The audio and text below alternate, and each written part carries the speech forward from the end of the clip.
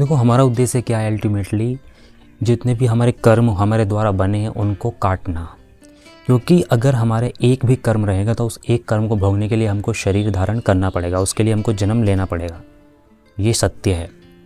तो हमारा ultimately purpose क्या है? हमारा अल्टीमेटली पर्पस है कि हमारे द्वारा जितने भी कार्य हो रहे हैं, जितने भी कर्म बन रहे हैं, वो निष्काम कर्म की श्रेणी में हो जाए। मतलब कि हम कर्म तो करें लेकिन हमको फलों की इच्छा ही ना रहे।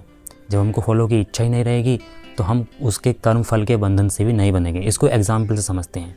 मैंने कोई पाप कर्म किया तो मेरे अकाउंट में वो ऐड हो गया, उस पाप कर्म का फल मेरे को परमात्मा की ओर से मिलेगा, डेफिनेटली मिलेगा। मैं इस जन्म में नहीं भोगूंगा तो किसी और जन्म में भोगूंगा।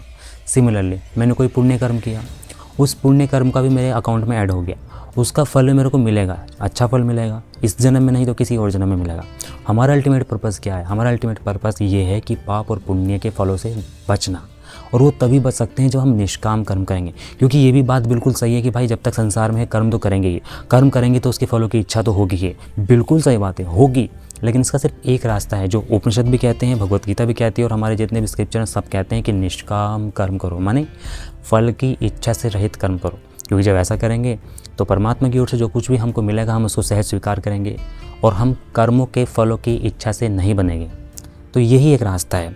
अब देखो इसमें भगवत गीता का एक श्लोक है, अध्याय 2 में 50वां श्लोक कहता है, बुद्धि युक्तः जहाति इह उभे सुकृत दुष्कृते तस्मात् योगाय युज्यस्व योगः कर्मसु कौशलम। इसका मतलब है कि भक्ति में संलग्न मनुष्य इस जीवन में ही अच्छे तथा बुरे कार्यों से अपने को मुक्त कर लेता है।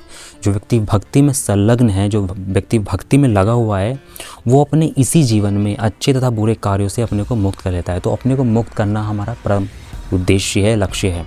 अतः योग के लिए प्रयत्न करो, क्योंकि सारा कार्य कौशल यही है। इसीलिए तो योग करते हैं। योग का मतलब ही है कि हम निष्काम कर्म की श्रेणी में आ जाएं। मतलब हम ऐसा खुद को ढाल लें कि हम हमारे द्वारा निष्काम कर्म होने लगे, हमें फलों से कोई मतलब ही ना हो, बस हमारा उद्देश्य कर्म करना है। परमात्मा जो देंगे स्वीकार कर लेंगे। जब ऐसा भाव आ जाएगा तो हम सहज ही सभी प्रकार के कर्मों से मुक्त हो जाएंगे, कर्मों के फलों से मुक्त हो जाएंगे। ठीक है, और यही रास्ता है मुक्ति का। वरना जब तक कर्म करेंगे उसका फल भोगते रहेंगे सुख दुख के रूप में। तो इस बात को समझना है।